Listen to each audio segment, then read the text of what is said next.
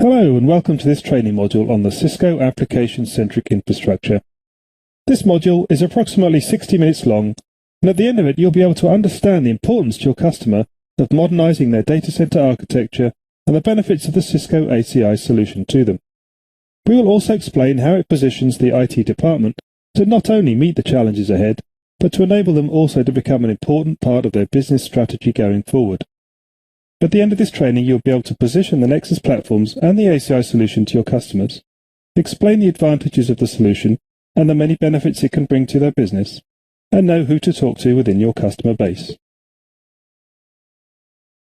Technology is moving from being a component of the infrastructure, a necessity but more of a cost overhead, to where innovative and forward-looking companies have recognized that it can provide real business value with the right focus and investment. Virtualization, automation, open architectures, application demands, and programmability have all fueled the need to re-examine how the data centers of our customer are designed and operated. The core foundation of the data center, the network, has always been a critical component.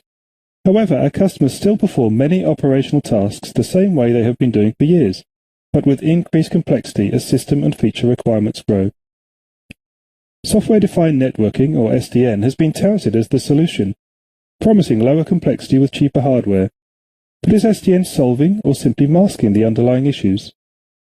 The need to look at a more application-centric infrastructure is needed, focusing on enabling applications quickly and efficiently, while supporting the services that the application owners require.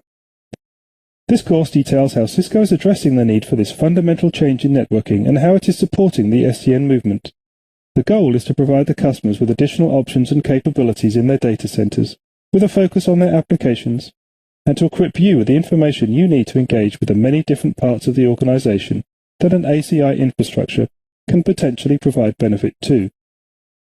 The course is split into 4 main sections: understanding the environment that businesses are operating in today and how this affects the CIO and the IT department, the challenges this creates, and what needs to be done in order for this group to meet the expectations of the business going forward. We will then look at what an application-centric infrastructure is, the benefits of adopting this approach, and what it means to the way the data center is managed. Next, we will look at the capabilities of the Nexus platform, how it has been designed to provide the scale and performance that your customers will need from their data center architecture going forward, as well as the benefits of the open programmability of the design, and how it can be used in different modes to evolve with the needs of your customer. Finally, we will look at the various stakeholders in the company that can be positively affected by the introduction of the platform, what those benefits are, and how you can engage in meaningful conversations with them. We will start looking at how the business requirements of IT are changing, how this affects the CIO and their challenges and expectations from the IT department, what this means to IT, and especially to how they need to look at their data center networking in a different way to meet them. Companies today are finding that strong IT performance delivers a competitive business advantage, which makes the CIO a far more strategic role than it has been until recently. The technologies that the CIO is interested in are those that enable closer customer engagement, and cloud architecture is seen as a means to achieve this.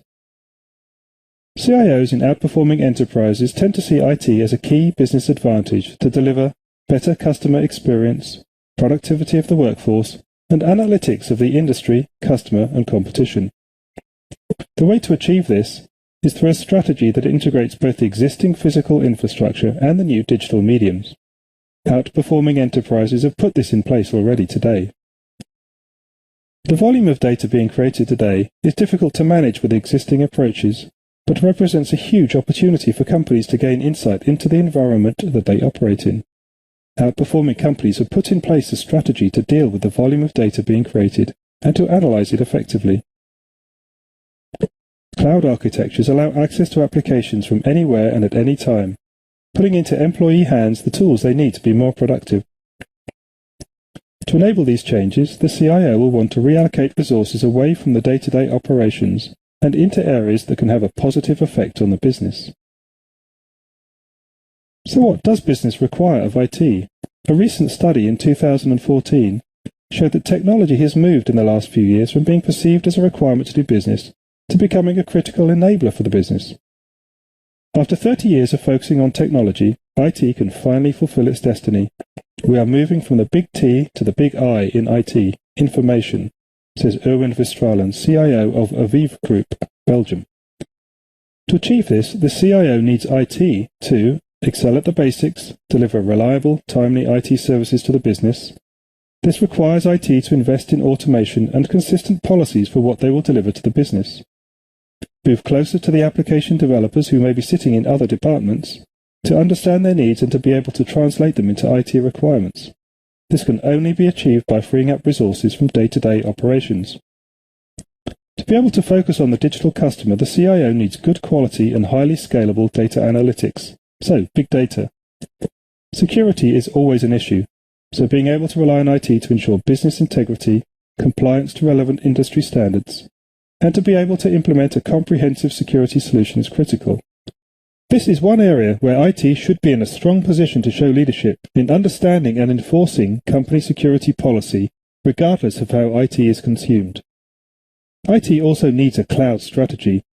Public cloud has set a benchmark for flexibility and agility in delivery of IT services. The IT department needs to be able to deliver something similar to meet business expectation. What does all this mean to the IT department? They need to use automation tools wherever possible to reduce human intervention and to speed up service delivery. They can do this by creating a standard set of policies for implementation and the tools to automate the implementation of them, so that they can deliver consistent services to the business and roll out new applications faster. However, if you just automate without changing the way you manage security, you are simply creating vulnerabilities faster, so they need to have security policies be an integral part of their service delivery capability. By putting in an automated infrastructure that can be managed more easily without the requirement for different expertise to be involved at each stage, IT can free up skilled resources to focus on other challenges.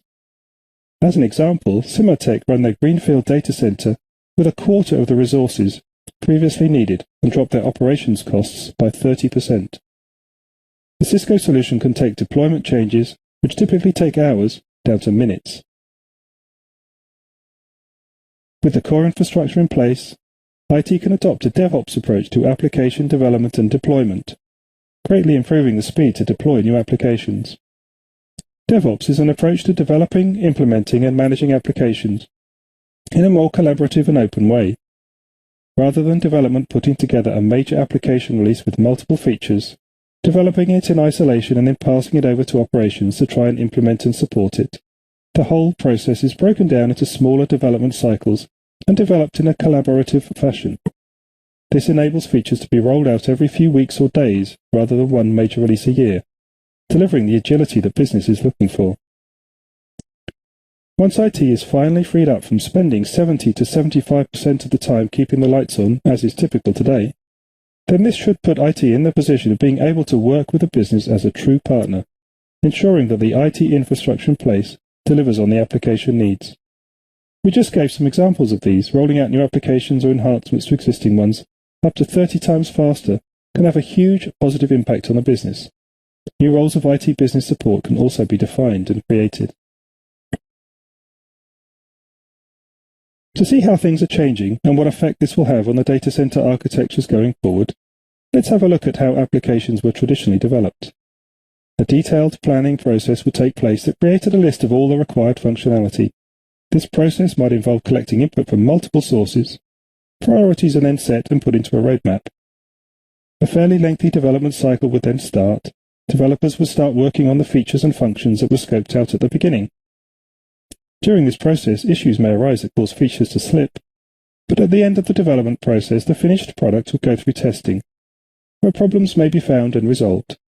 Eventually, it will be handed to IT to support. During this lengthy process, IT could plan, order, and stage the necessary dedicated equipment to run the application. This all changes with an agile approach to application development.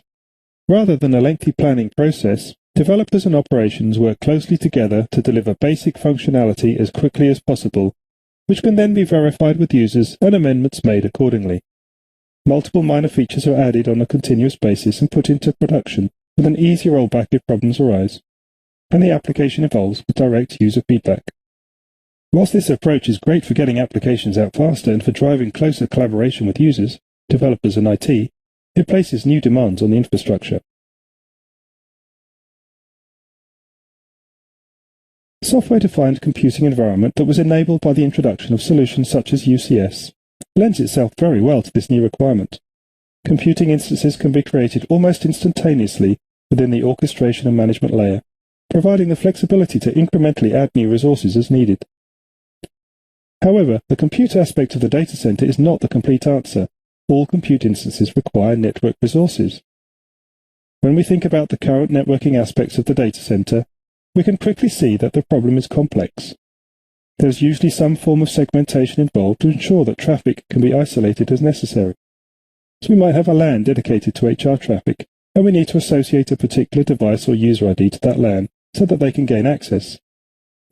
There is a need to create and implement security policies, which users are allowed to access certain applications, or which LANs are allowed to talk to each other, for example.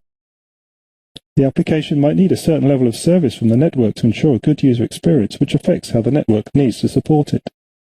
There will most likely be a need to implement additional security with firewalls or intrusion prevention. All of these requirements require a different skill set and have to be coordinated effectively to deliver what the application needs, and often requires going to the individual boxes in the network to configure them. Of course, if the application moves or changes, then the whole process needs to be revisited.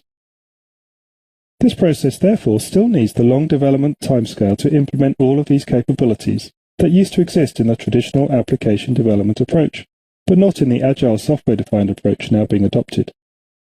Whilst we are all aware of the changes in the compute environment, where automation, along with virtualization, has brought enormous benefits to the data center, these networking limitations mean that the industry now sees this as the next major area that will experience a similar disruption. At the same time, there is also now a rise in a new breed of applications placing new demands on the data center infrastructure. These applications are the ones generating or processing the huge amount of data we see today and require a different approach. Owing to the massive scale, the deployment model requires bare minimum compute elements.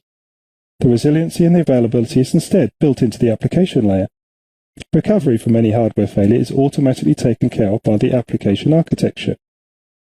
Do these applications only run in a public cloud like Google? That's certainly where this occurs the most, but not exclusively. Many enterprises have large-scale internal applications, or perhaps even a presence online which they develop and manage internally. Often these applications may be run by a different part of your customer organization, so you may not even be aware of such projects. This growing phenomenon has driven the need to look at server infrastructure rather differently.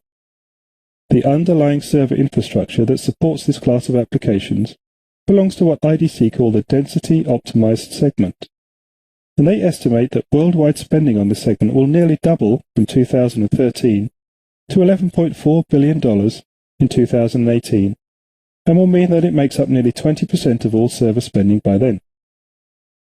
Why is this relevant to ACI? Because data center architects need to be thinking about not just how they will support the existing virtualized environment, but also bare metal architectures, as they're called, that do away with virtualization altogether, making an architectural approach based on a single type of virtualization simply not suitable. Also, as these servers are used to create a single logical application instance, there will be an increase in traffic between them, which affects the architectural design of the data center, with more traffic being generated east to west rather than the traditional north to south. The ability to add more virtual machines onto a single server means that, since each VM has its own bandwidth need, the overall throughput needs to go up.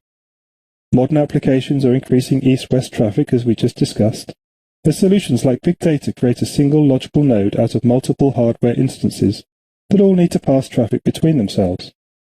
This is in comparison to the traditional data center approach, where traffic comes into the data center, down to a virtual machine for processing, and then leaves the data center again. Most of our customer data centers are dominated by virtualization. It's common to see 40 to 60% of data centers virtualized. Virtualization has many benefits. Initially, virtualization was about cost, space, and benefits from consolidation.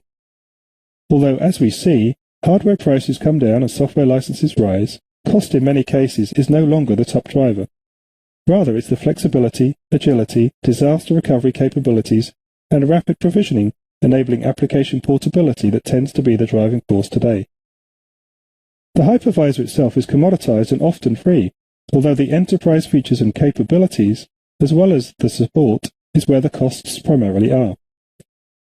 Many customers have been looking at other alternatives to VMware lately due to cost increases for hypervisor and OS licensing.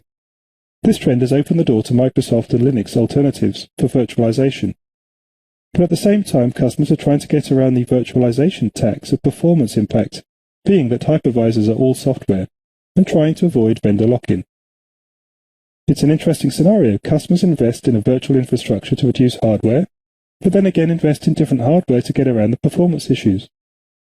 These issues are leading to people looking at alternatives which deliver similar functionality but without the overheads, hence a new technology called containers. Docker is a company that you'll hear of leading the charge here, but this is another open standards approach born out of the cloud space and coming to an enterprise near you. The idea is similar to the shipping container in that everything an application needs to run is bundled in a container, multiples of which can run under a single operating system, Linux today, but others in the future. This is designed to give the flexibility of virtualization, but without the overheads. All of this means multiple potential types of physical and virtual environments will need to be supported in the data center going forward. Digital transformation, the use of technology to radically improve performance or reach of enterprises, is changing the world. We're seeing an explosion of devices and mobile apps and in data utilization. For example, IDC predicts that by 2017 there will be 3.6 billion global internet users, more than half the world's population. And those users are keeping busy with 180 billion mobile apps downloaded in 2015, a 233% increase over the year before. And the impact on data is enormous. The Internet of Everything devices create 277 times the data versus an end user, and by 2020 there will be more than 5 terabytes of data for every person on Earth. By 2018, 78% of workloads are expected to be processed in cloud data centers. This unprecedented growth in devices, mobile apps, data, and use of cloud are powering the disruption of traditional business models, forcing organizations to change today's and tomorrow's requirements for their business processes, architectures, and governance. The 25% compound annual growth rate of IP traffic will affect how your customers need to build their data centers going forward. The data center and cloud play a central role in how IT enables a business to turn the challenges of potential disruption into an opportunity.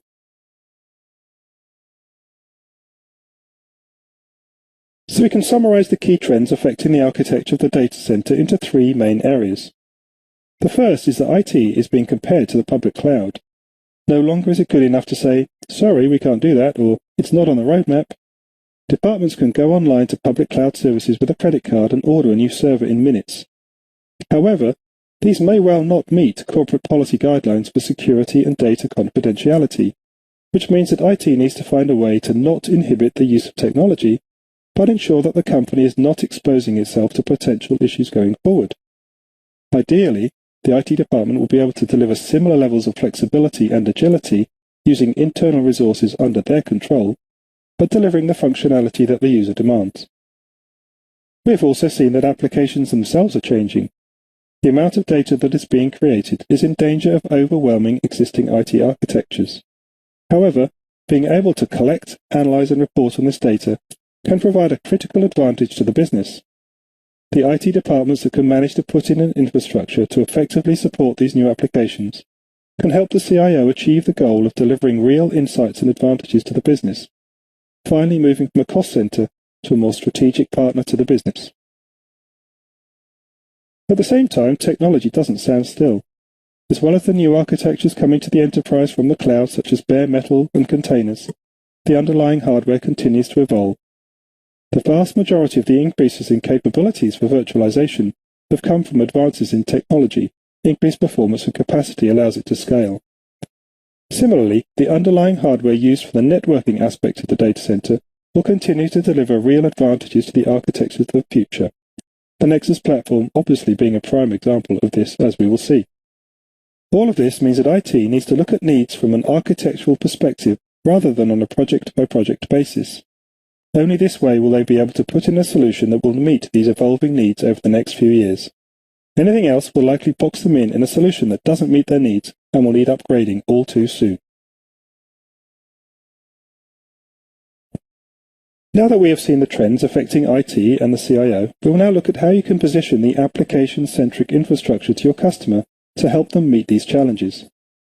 These challenges are recognized in the industry, and software-defined networking, or SDN, is the response. ACI is Cisco's implementation of SDN, so we will start by looking at what SDN is, how Cisco has contributed and is committed to this set of standards, and how ACI builds upon these with a solution that addresses some of the shortcomings of the current approach.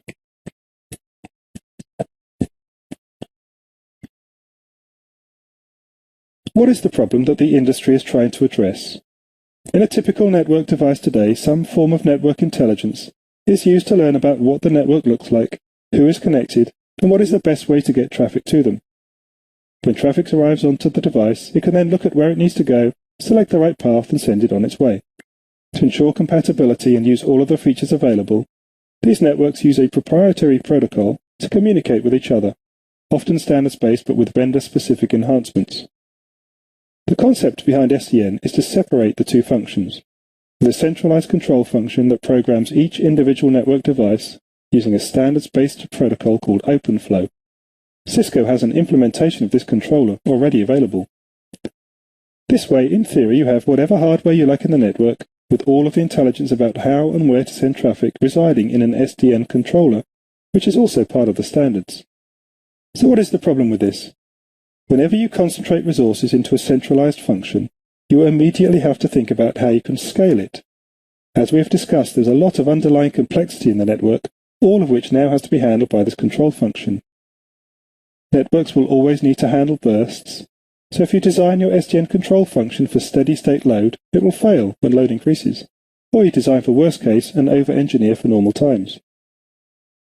Likewise, networks will have failures from time to time. The failure of a node or link has to be notified to the controller and have it recompute as necessary around that failure. And finally, if you put every decision within the control function, this raises the scale of the processing required. Cisco's approach, by contrast, is to leave some of the intelligence in the network devices. This way, you can let the network continue to do what it's good at, moving packets, and leave the controller with the overall policy decisions.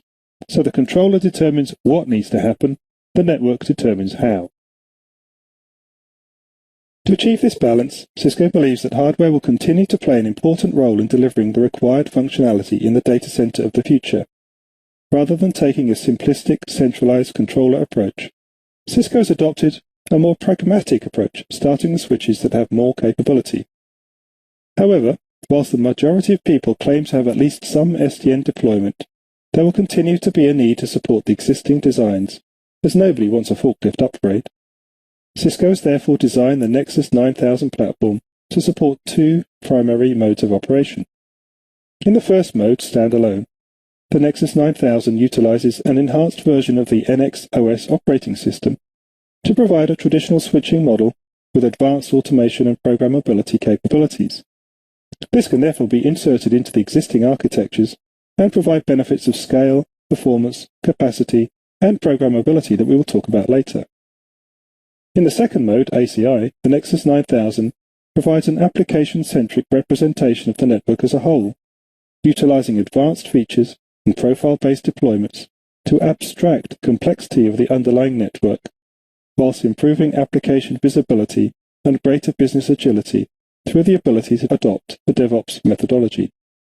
These two modes of operation can work side by side as long as required by the customer. But what are the benefits of ACI mode? As we have seen, there are a number of challenges faced today in the data center. We have three primary resources that applications need: compute, networking, and storage. Out of the three of these, networking is by far the most complex, and when we layer on application requirements for security, quality of service, and segmentation and multi-tenancy, all of these amplify the complexity. When application designers or owners deploy their applications, they talk about application requirements and policies. This is how they think. Cisco has reinvented networking to eliminate many of the complexities by wrapping these various complex configurations into a policy. This application policy is aligned with how applications work and how application owners think. The network and all of the various network services have many moving parts. Cisco has drastically simplified this while providing the foundation for applications running in both physical and virtual networks. Simultaneously, ACI provides an end-to-end application visibility capability throughout both the virtual and physical network. This policy-based automation solution supports a business-relevant application policy language, greater scalability through a distributed enforcement system, and greater network visibility. These benefits are achieved through the integration of physical and virtual environments under one policy model for networks, servers, storage, services, and security. Through Cisco ACI, customers are reducing application deployment time from weeks down to minutes. It also dramatically improves IT alignment with business objectives and policy requirements. This is why ACI is crucial to enabling IT to meet business needs.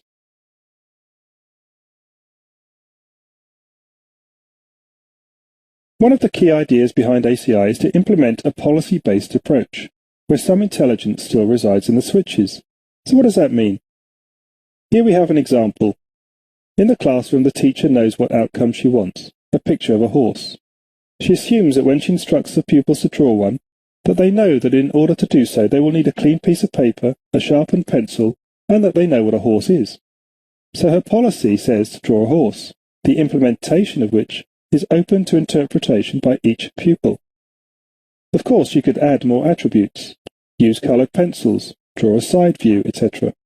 In the same way, a policy for an application may include attributes such as security or service levels. So if we look at this approach in more detail, the policy defines who is allowed to talk to who from an application performance perspective, along with some associated attributes. Using an open standards approach maintains independence between the hardware and the software running in the policy controller. This allows the hardware to evolve to make uses of advances in technology, with added functionality that can be used to deliver on the policy requirements, independently of any changes required in the controller. Where else do we see policies in the data center? Is it just at the network layer? No, in a Cisco data center we see policies in the UCS with service profiles, ACI with application policies, UCS Director OpenStack, and Prime Service Catalog where we can define the policies. If you are familiar with these products, you understand one of the key value propositions is the removal of complexity and replacement with a policy approach. This drastically simplifies the architecture and provides the platform for easy automation, orchestration, and creation of a self-service catalog.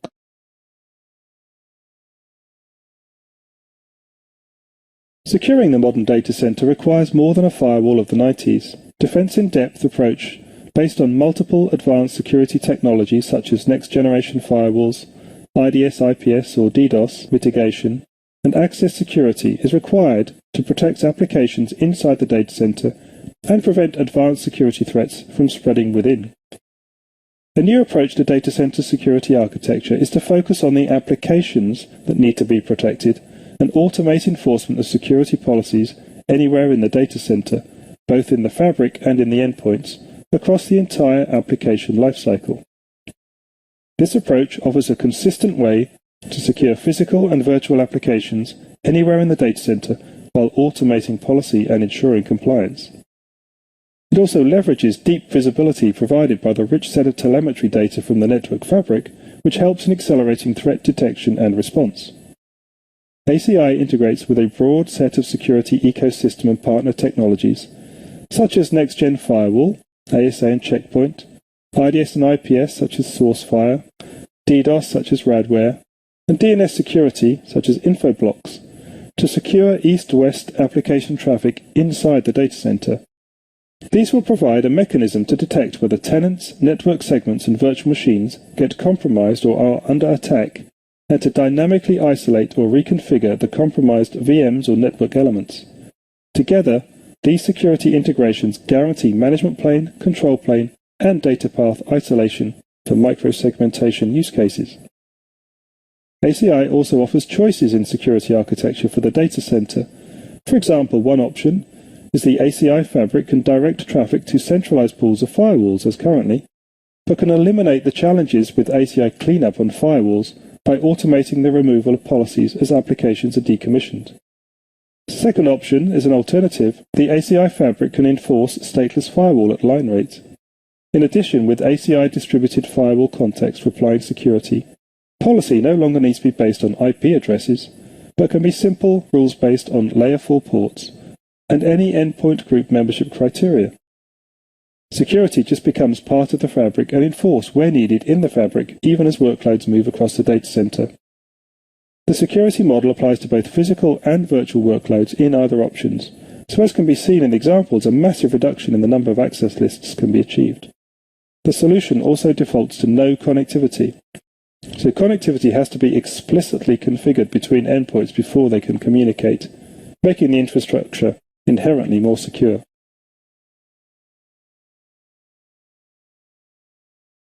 That's all nice, but what does it mean to our customers in practice for deploying new applications? From a GUI screen, you can drag and drop the various deployment requirements together to create the required environment.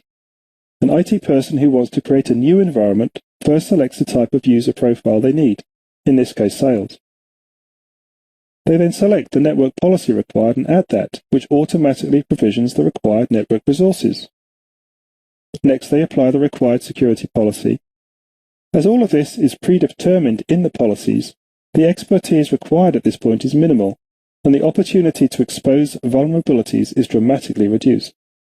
No specific skills in any of these areas are needed, as long as the policies are defined ahead of time. And finally, the profile for the particular application is added, and the environment is up and running. This speeds up deployment dramatically, as the quote shows. This approach delivers the type of agility that IT organizations will need in order to be able to deliver what the business is going to need from them.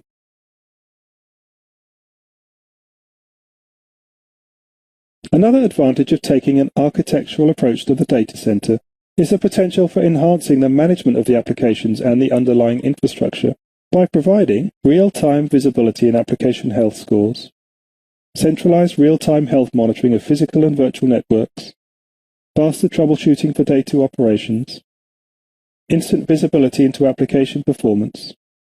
ACI is unique in being able to provide a consistent management view across all types of infrastructure, both virtual and physical. It can also integrate in with our partner solutions to provide enhanced information about the status of the applications running. Now that we've covered ACI, we'll take a look in more detail at the Nexus platforms themselves and how they have been designed to provide a modern approach to the automation of the data center. From a single architecture, there are actually 3 different approaches a customer can take. The first one, third-party controllers, creates an overlay model and is therefore best suited to customers who are comfortable with deploying multiple overlay networks, which are usually service providers. So this mode isn't discussed further in this training, but is there for you to be aware of. NX OS mode. This is ideal for an enterprise that is moving towards or has already implemented a DevOps approach to application delivery. What is DevOps? Traditionally, applications were developed with 1 to 2 major software releases per year. All of the features that could be put in were added, and if you missed that particular development train, you waited 6 to 12 months for the next one. With DevOps, you separate out the new features and deliver them incrementally as they are available. This is achieved by close synchronization between the development and operations teams, and ensuring the development, test, and production environments are the same. Feature releases can go from 1 or 2 per year to 1 or 2 per week, making the delivery of new capabilities much more efficient and the overall IT team more agile. It is important to note that the programmability of the Nexus platforms makes it ideally suited to anyone who's looking at making their data center more efficient through automation. Therefore, your customer doesn't have to be using or considering a DevOps approach to gain benefits from deployment, whether in NXOS mode or ACI mode. There are a lot of tools available to help create this type of environment, and the open APIs of the platform and strong ecosystem ensures that this solution can be integrated into any type of environment. The third mode, and the one you should be leading with, is ACI. Here the aim is to allow the enterprise to build their own private or hybrid cloud so that they can deliver IT services as quickly as would be available to the business using a cloud service, but with all of the security policies and data retention of keeping it in-house. ACI supports physical, virtual, and containers, in a single overall architecture to give maximum flexibility to the enterprise. When discussing architectural requirements with the customer, you should be leading with the ACI solution, as it offers the most benefits to them in terms of policy management, automation, and inherent security capabilities. However, they may like this idea, but it does represent a structural change to how the data center is designed, and they may not be ready for that yet. In this case, they can deploy in what is referred to as NX-OS mode, if they are focused on moving towards a more automated environment as a first step towards a private or hybrid cloud, then this may be the best option for them. Alternatively, if they are further ahead on the path towards the cloud architecture, then gaining all of the benefits of ACI from day one will make more sense. ACI can later be added to the NX-OS deployed switches, ensuring investment protection. ACI policy management can then be extended to existing deployments.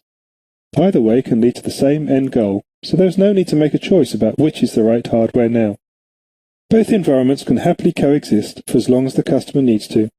The platforms can provide real advantages to the existing environment, and then SDN can be deployed as and where it provides the most value with ACI. Let's take a closer look at the innovation that Cisco has brought to the market with the Nexus platform, starting with the platform itself. These innovations are normally discussed around the 5 Ps. Performance capabilities include scalability. It provides up to 60 terabytes of non-blocking performance with very low latency, critical for supporting applications like big data, and for coping with the expected traffic demands of the next few years. It offers wire speed performance for all ports, and support for high availability features such as software patching for continued operations and fully redundant and hot swappable components. The second P is price per port. The platforms offer very competitive pricing. The third is port density. The platforms feature high-density 10 gig, 40 gig, or 100 gig Layer 2 and Layer 3 Ethernet ports. The fourth is programmability. It offers an open object API programmable model for provisioning Layer 2 and Layer 3 features. It uses Cisco NX-OS API for easy-to-use web-based programmatic access and simplifies infrastructure management through integration with DevOps automation tools, and it facilitates migration from NX-OS mode to ACI mode. The fifth is power per port. Optimized to run with fewer ASICs, it results in lower energy use. It can be designed without a mid-plane to optimize airflow and reduce energy requirements. It can be deployed in an energy-efficient, traditional 3-tier or leaf spine architecture. All of this means that the platform has been rated at 80+ platinum in power supply efficiency, making it 15% better than any other platform. As well as the 5 Ps, there are other areas of innovation. Reliability and performance have been enhanced with a mix of third-party and Cisco ASICs. The design allows for the reuse of an existing 10 gig cabling plant for 40 gig, saving your customers thousands in their migration to 40 gig. And it's been designed with the future in mind to support future ASIC generations, and it supports the Cisco Nexus 2000 series fabric extenders in both NX-OS and ACI modes. The second major area of innovation is with ACI. Now the key points to remember here are the embedded security. Security was not bolted on as an afterthought, but is an integral part of the ACI architecture. There is a lot of focus within Cisco in using ACI to help customers meet specific industry requirements for security, such as PCI and HIPAA.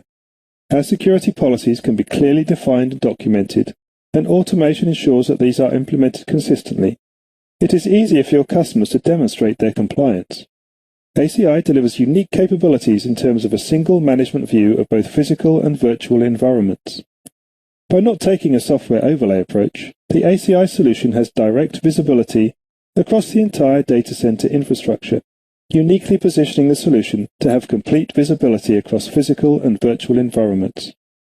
Having this level of visibility means that health scores can be produced per application that mean something in the language of the application in terms of network performance, rather than in the language of networking such as packet loss and bandwidth consumption. The policy-based approach automates the configuration of the underlying fabric, reducing expertise required at the configuration stage, the potential for human error, as well as speeding up the overall ability to deliver applications. All of this can be achieved at very high levels of scale, as the architecture has been designed to meet the needs of the largest data center. We are now going to summarize what we have discussed about the advantages of the Nexus platform for your customer. First of all, there is real momentum in the market. The number of deployments is increasing rapidly, So much so that at the end of FY15, the Nexus platform was the fastest growing data center technology in Cisco's history, outpacing the competition. Although moving to an SDN architecture can be seen as a big step, nearly 1,000 customers have seen the capabilities ACI offers them and have chosen to deploy in that configuration. Your customer can therefore be confident that this is a proven path to efficiency through automation and policy-based networking. We've also mentioned a few times how the amount of data that will need to be processed in the data center of the future means that scale and performance will be even more critical, to ensure that whatever is deployed in the data center today will be able to scale with demands in the near future. The hardware and servers can be upgraded more easily and rapidly than you would want to upgrade the infrastructure. So to keep pace, the switches should have the performance capacity to cope with 1 or 2 generations of blade upgrades. The Nexus switches provide the easiest and most cost-effective way to get to high capacity of 40 gig for your customer. The ability to support the different operating modes also ensures that your customer doesn't need to make a choice today to go to ACI and SDN, but can be safe in the knowledge that the capability is there when they need it. The support for ACI truly puts the Nexus platforms ahead of the competition. Being able to support any type of environment, from containers to bare metal, to multiple different hypervisor deployments, gives unprecedented visibility and control to the IT department over their data center infrastructure. Moving to a policy-based network deployment takes out the human element of configuration and management, allowing for scale, automation, and application-level visibility of the network performance. Being able to deploy the same hardware in both NXOS mode and ACI mode provides your customer with the greatest level of flexibility going forward. We've explained the trends from a technology perspective affecting enterprises and how this impacts on the IT department and the CIO. We've talked about application-centric infrastructure, what it is and how to position the benefits with your customers. We also looked at the Nexus platforms themselves and how they offer a modern approach to architecting the data center for automation and programmability.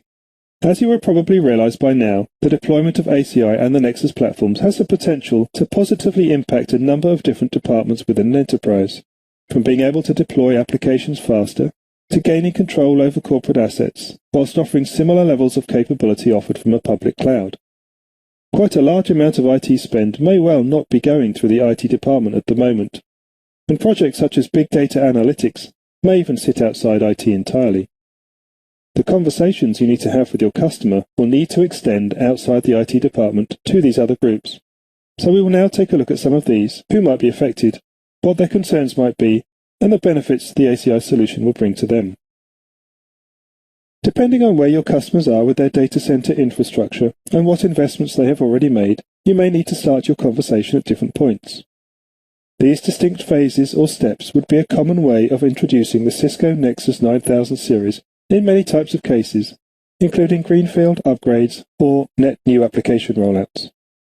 Start the next generation switch with these talking points: the best price performance availability today, the superior port density, 20% greater non-blocking 40 gig port density, power efficiency, 15% less power, higher reliability through simpler design, innovation in hardware and fewer ASICs, programmability and automation, reduced cost of operation and reduced risk of network misconfiguration via a full and open toolset, and software upgradable to ACI as and when needed. You can also focus on the investment protection aspects of the dual-mode capabilities of the Nexus platform, how they can easily enhance their existing infrastructure, and then gradually introduce software-defined networking with ACI and run them simultaneously, supporting both the existing applications more efficiently, as well as being able to deliver the new functionality expected from applications being developed today.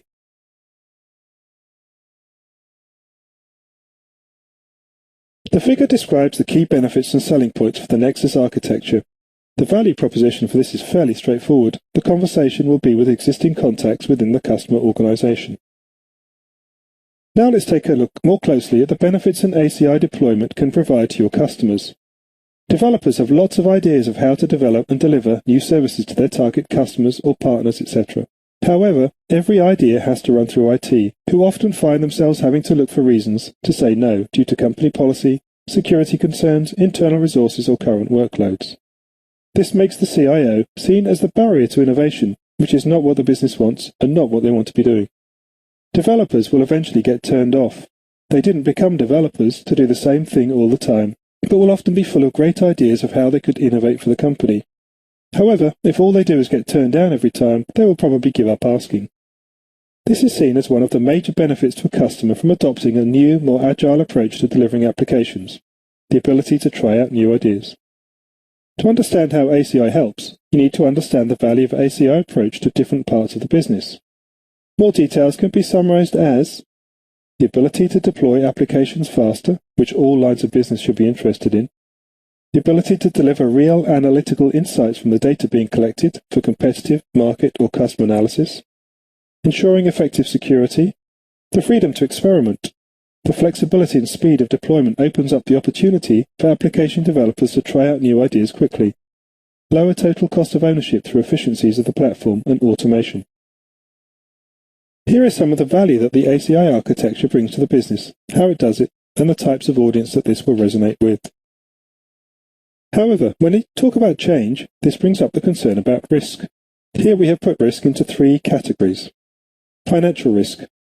Here the risk may be more in terms of not doing something. The good news is that we have tools to help with ROI and total economic impact conversations for many of Cisco's data center portfolio. There is a Forrester Research case study which targeted ACI. In this sample deployment, this shows a hard return on investment of only 18 months, with a net present value savings of $1.8 million in 3 years. This shouldn't be too much of a surprise. A policy-based approach, drastically reducing complexity and increasing speed of provisioning, combined with automation, has a drastic impact to the resources needed to provision applications. Technical risk. When IT starts heading down the path of automation, they will see tremendous gains right away. But as they pursue a true policies-based approach with more advanced orchestration to provide an X-as-a-service offering, this will be a major shift for them. Trying to piece this together in a Frankenstein method of a bunch of different products will drastically increase complexity and, of course, introduce support and upgrade issues. This will also place the business at risk. An architectural approach is therefore the best way to accomplish these goals. Cisco and the partner community can once again help with design, implementation and support services, as well as application audit services, validated designs and step-by-step migration plans. And finally, change risk. The question will be asked of, it works well enough now, so why should we change? Customers have to consider many aspects of change, such as, how does it affect my organization and structure? What about our already established policies and procedures? Do I have to retrain my staff? How long will it take to deploy? Will there be disruption in my environment? Cisco can mitigate this in many ways, especially with its partner and ecosystem. Cisco has been there and done that with an incredible amount of experience documented in validated designs. Cisco can leverage Firefly test drives to help the customer become educated and more comfortable. Cisco's own and partner professional services can help with initial implementation and knowledge transfer. And we can also look for an ancillary or an island project until the customer is 100% confident. So we've looked at some of the risks that your customer may perceive in adopting the ACI solution. Let's now take a look at some case studies of successful deployments of ACI in a customer environment. The first we'll look at is Symantec, a major US provider of security solutions. Symantec were facing a number of issues. Too many manual processes, the need for application isolation to allow testing to be carried out more easily, needing to meet the demands of more applications being deployed but without wanting to hire more staff, and consistently under cyber attacks, so needing a new security approach themselves. Symantec recognized that most breaches were due in fact to human error, so if they could take human intervention out of the process, they will be able to minimize these breaches. They selected ACI as a solution as it allowed them to standardize on a single fabric architecture, to run a huge production environment for 7,000 users and 49,000 virtual machines with a relatively small staff. It also allowed them to reduce costs of dedicated service hardware such as firewalls, and to create multi-tenancy environments in a fraction of the time and effort compared to their typical operations, and doing so whilst increasing overall security. When computer storage and data management vendor NetApp built its second major lab at its Research Triangle Park-based research and development facility, the company was looking for a solution that simplified data center operations and selected the application-centric infrastructure solution for that purpose. According to Al Lawless, NetApp's Senior Director of Engineering Services, the advantage it brings is that teams will be able to select resources and services from a catalog, then click and deploy infrastructure as a service in minutes or hours. By adding user self-service tools, Al Lawless says that ACI, with its clean interface and policy-based orchestration, will enable the development of many more self-service capabilities. And he further added, everything will be deployed faster as it removes the central services team from the critical path of thousands of development and quality assurance engineers worldwide. So you can see how customers are benefiting from the deployment of ACI in their data center architectures today. Many more case studies are available online. So to sum up the ACI benefits you can discuss with your customer in comparison to alternative solutions available, if we look at the existing approach to SDN and programming of the network, it took a very focused approach, using a central control with the limitations we've discussed, only supporting products from a particular vendor, and not taking into consideration the need to support hypervisors from different suppliers or any solution other than virtualization. Management. ACI's management scope includes both logical and physical networks, and it can correlate events between the two layers. It includes integrated telemetry functions that can create health score statistics per application. The coupling of the physical and virtual realm also simplifies network visibility and correlation across both the physical and logical networks, an important operational concern for any network virtualization implementation. ACI can integrate external Layer 2 and Layer 3 networks into its policy model. It's hypervisor agnostic, rather than an implementation that only supports a vendor-specific environment. Scale is another benefit. ACI scales by adding leaf or spine fabric members, rather than having to add multiple additional service to host capabilities such as distributed firewalls, routers, and edge gateways, which will then also require new physical ports on an underlay network. This makes it simpler to manage because adding new leaves or spines requires less architecture planning than alternate solutions that scale by adding additional hypervisors to the system. With this approach, the network might also need to scale to host the new hypervisor. Security. Unlike some virtualized-only solutions, the Cisco ACI security controls extend to physical workloads. The APIC controller can also integrate with external, virtual, and physical security devices. ACI's solution is also much simpler and less expensive to connect to the outside world than other solutions. It doesn't require the use of additional hardware, which needs to be factored in when making a cost comparison with other solutions. The Cisco solution is a fully integrated, policy-based, hypervisor-agnostic, network-centric solution that addresses the network infrastructure's agility pain points.